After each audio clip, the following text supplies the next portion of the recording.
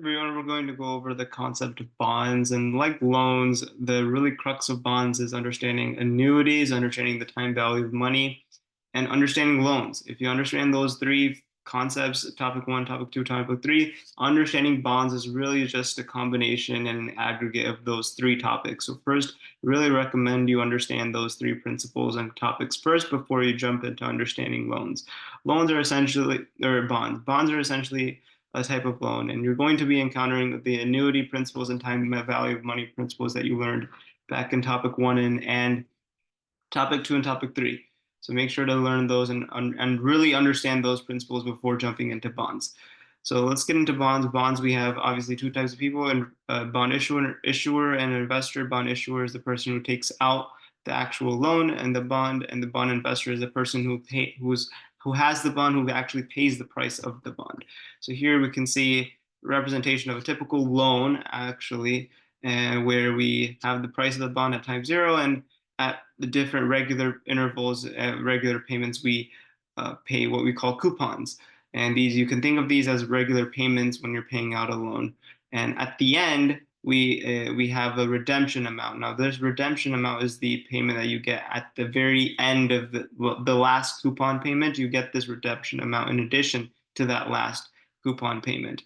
And this can also be called the par value, and it is also the face amount, and the face amount determines the coupon amount. So the coupon payments are a percentage of the face amount. Sometimes the face amount and the redemption amount are given separately, in which they in the case in which in the case that they are different. But if that is not specified, the default is to assume that the redemption amount is equal to the face amount. And this face amount allows you to calculate the coupon payments and what they actually are. And this, what we call the coupon rate, to multiply that by the face amount will give you the individual coupon payments. So again, these are the notations. Or is that C is F refers to the face amount, R is the rate of the coupon rate, and then FR is the coupon payment. C is the redemption amount. Like we said, C equals F. If not specified, and that's the default that we go with. I is the investor yield rate, and then the interest rate for the borrower. How do we get the price of the bond? Well, this is a simple, time value of money calculation that we covered in the annuity section and loan section and in time value of money section. And simply FR ANI because of the regular payments for FR and the simple annuity, and then we're discounting the redemption amount by n years, so plus CVN. And then if we just rearrange the terms here, know the formula for A for annuity, immediate, we get this formula, C plus FR minus CI, annuity immediate. And so this is actually very helpful when you're dealing with certain types of problems. So both of these formulas that you should have memorized. And these both formulas represent, right, the price of the bond. Well, C is typically, so there's redemption amount. Why is it even there? Why is it an extra payment? It actually represents the approximate return of the principal. You can think of it as like the return that you're getting of the principal of itself, the price of the return that you're getting of the price that you initially paid in the beginning. And let's see, so we have three different scenarios here that we will go over. So first is if the price. So one thing to keep in note is that this equation will hold true, right? The price of the bond will always equal the present value of all of the future payments. So the future payments equal the annuities plus the redemption amount. Future payments of the payments of all the present value of all the future payments will always be the price.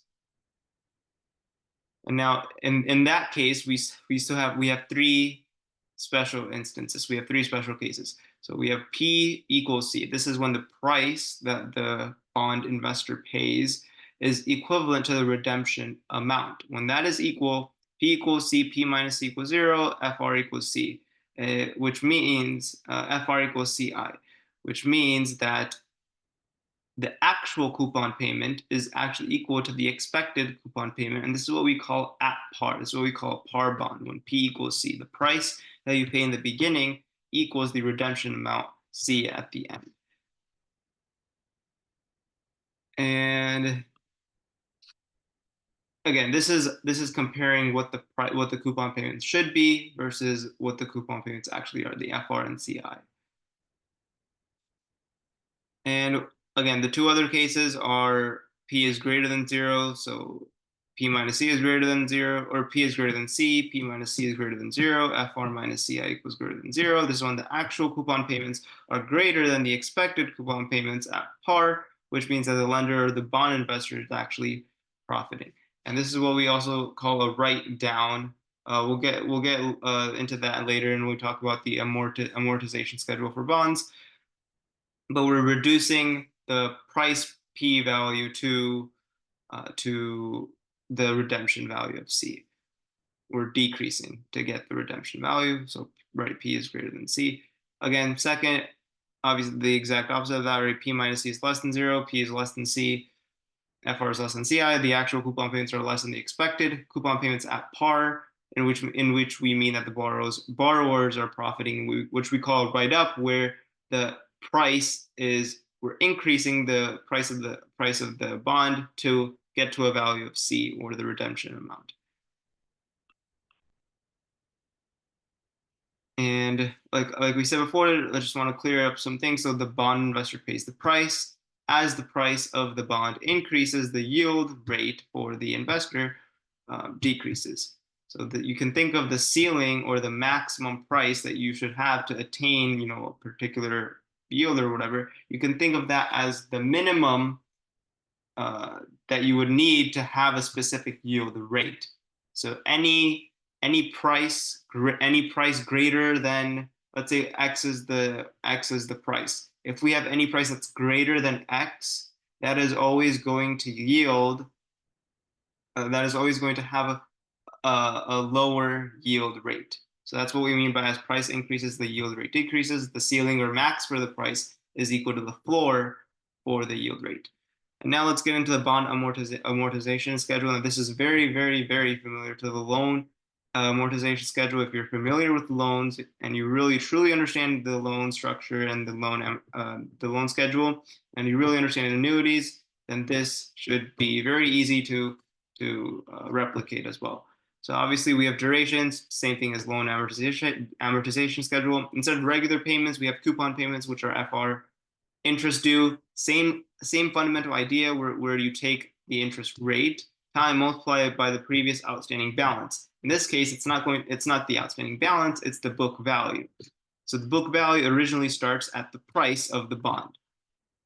In relating this back to the loan example first starts at the original loan value. This starts at the price of the bond itself, and then we continue to decrease if it's a write down, and if it's a write up, we increase to C. If it's a write down, we reduce to C. If it's a write up, we increase to C, or the redemption amount. So we start at P, and then obviously we have the formulas here that we know for the bond, for the book value, FR, A, N minus C. You can see the formulas here.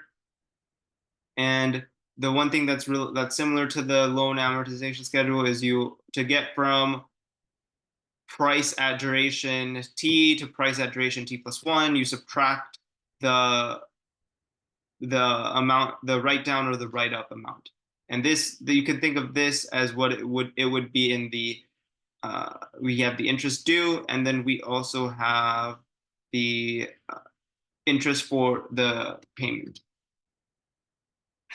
or not the interest for payment. We have the amount of the proportion of the payment that you're paying out for the original loan itself. Oh, principal repaid. Principal repaid. That's what it was called in the loan in the previous topic of loans. Now it's called write up, write down.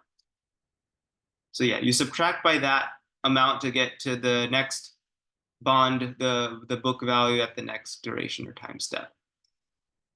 And then for write up or write down, to calculate that, pretty standard to how we calculate the loan values. We subtract the interest due from the coupon payment. And again, this is always a positive amount. So if you do get to a negative amount, you just want to take the absolute value of that.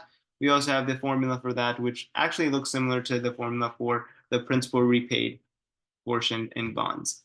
The sum of all of that, in the loan example, the sum of all of the principal repayments equal to the original loan itself. In this case, it's P minus C, right? Because we're reducing P to C, or we're increasing P to get to C. So all of those write down or write up payments, right, should equal to how much we're increasing or decreasing P by to get to C, which makes sense. Then, so that's once, if you understand this fundamental principle and this fundamental idea, you should be able to solve pretty much any bond question. Now let's get into the topic of callable bonds. So callable bonds, you can think of it as the bonds that are called off before the period that they actually end. And typically, when they are called off, you typically have some sort of amount that they are called off at.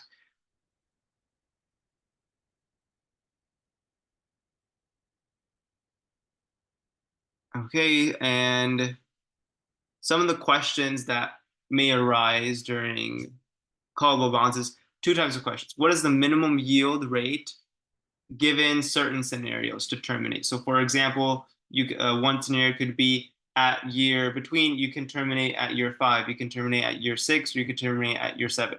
Those are the three options you have. One question could be, okay, what's the minimum yield rate for these three? So what's the minimum yield rate for these three scenarios? And you would do your simple time value of money calculation, present value calculation, and you would find the yield rate. You would find the I for each scenario, and then you would be able to do that calculation. And as we mentioned before, to get to at least some minimum yield rate, you cannot pay more than X amount. So this refers back to the concept of, as the price increases for the bond investor, the yield rate for the bond investor is going to decrease. So yeah, the two types of question are, what's the min yield rate and what's the max or min price for the bond in order to achieve a certain yield rate. And then the endpoint shortcut is this idea is, whenever you have a question where around callable bonds, where it's like, okay, what is the minimum or maximum price to get this yield rate? What is the minimum yield rate out of all these different scenarios? Anything related to yield rates or calculating the bond price given some yield rate, or anything related to that, anything related to callable bonds, you really want to have the endpoint shortcut in mind, which states that really the answer, or the min, the max, the answer will really be at one of these endpoints is where the level call prices, or where the call prices are level. So the call prices refer to the price at which, when you call the bond, you you will be getting, right? So if you call the bond at, let's say, time 2, then you might have a call price. The redemption amount might be, let's say, like 1,000, but then there might be a separate amount for the call price if you terminate at, let's say, time 2 for like 500 or something like that. This is separate from the redemption amount. And endpoint shortcut. So another trick is, if it's a premium bond, you only look at the first date of which all of the call prices are level. If it's a discount bond, you only look at the last date for which all of the call prices are level.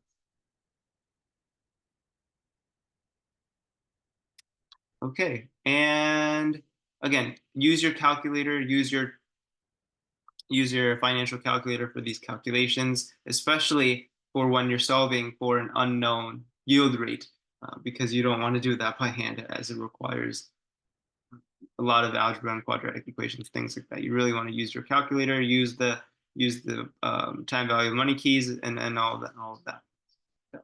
So that's bonds essentially in a nutshell.